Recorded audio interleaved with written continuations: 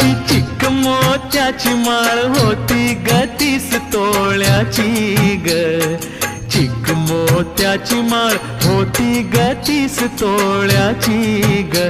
जसा गणपतीचा गोंडा चौरंगी लाल बावटा ग. गणपतीचा गोंडा चौरंगी लाल बावटा ग.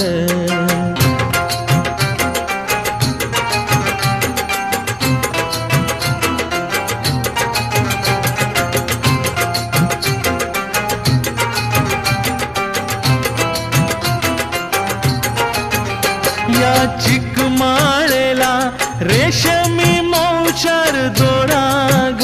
या चिकमाळेला रेशमी मौचार दोराग. मऊ रेशमाच्या दोऱ्यात नवरंगी